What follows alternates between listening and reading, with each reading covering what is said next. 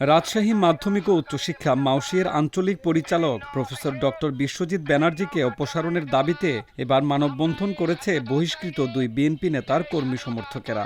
২ October সকাল ১১টায় আঞ্চলিক শিক্ষা ভবনের মূল ফটকের সামনে সাধারণ ছাত্র জনতার ব্যানারে এই মানববন্ধনে অংশগ্রহণ করে যুবদল ও স্বেচ্ছাসেবক দলের নেতাকর্মীরা। মানববন্ধনে মাউশির পরিচালক সহ বেশ কিছু কর্মকর্তার অপসারণের দাবি জানান বক্তারা। বিগত সরকারের নিয়োগকৃত অফিসাররা, এক কথায় সোজা বাংলা কথায় দালালরা, তাদের তৎকালীন এই সরকারের সিন্ডিকেট হয়ে যে অনিয়ম দুর্নীতি করেছে, ভুয়া সার্টিফিকেট দিয়ে শিক্ষক নিয়োগ, ভুয়া সার্টিফিকেট দিয়ে কলেজের এমপিও ভুক্তি, আওয়ামী লীগ করলে শুধু এমপিও পাচ্ছে, অন্য সংগঠন হোক বা নিরপেক্ষ লোক এমপিও পাচ্ছে না, এমপিও পাওয়ার জন্য মোটা অঙ্কের টাকা ঘুষ দিতে হচ্ছে।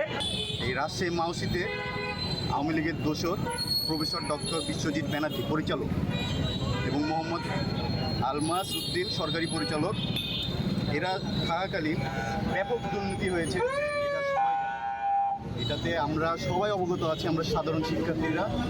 এদের দ্রুত অপসারণ চাই আমরা।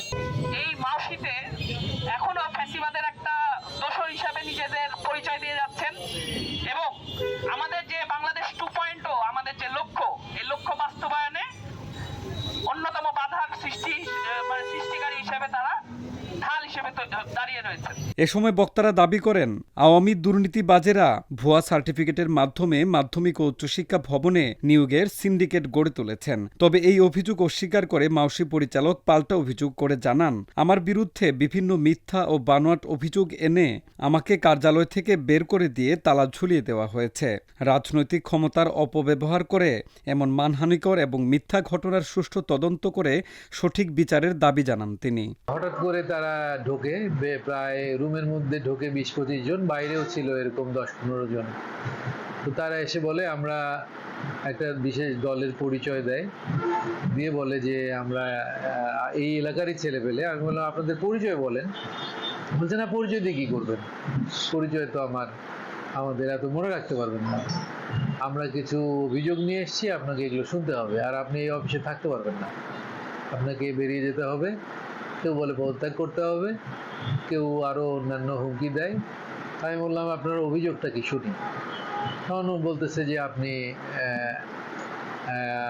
আওয়ামী লীগের লোকেদেরকে শুধু এমপিও দিয়েছেন নিয়ম বহির্ভূতভাবে। আর এই অফিসে আমি এসেছি জুন মাসের 10 তারিখে, এবং জুন মাসের 10 তারিখ থেকে আজ পর্যন্ত এমপিও সংক্রান্ত সব বেসরকারি কলেজের যে কোনো কাজ, পদোন্নতি, আপার গ্রেড, প্রমোশন, এগুলো নিয়ে কোনো অভিযোগ আমার ঊর্ধ্বতন কর্তৃপক্ষের কাছেও জমা হয়নি, আমার কাছেও জমা হয়নি, কেউ এসেও বলেনি। এর আগে মাউশি পরিচালককে অফিস কক্ষ থেকে বের করে তালা ঝুলিয়ে দেওয়ার অভিযোগে বহিষ্কৃত হন বিএনপি নেতা আবুল কালাম আজাদ। তবে তার বিরুদ্ধে মাউশি পরিচালককে তার কার্যালয় থেকে বের করে দেওয়ার অভিযোগ তিনি অস্বীকার করেন।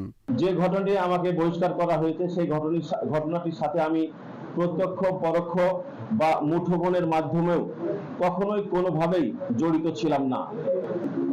যে ঘটনাটি বিএনপির নেতৃবৃন্দ ঘটালেন, সেটি এক ধরনের অন্যায় বা অবিচার।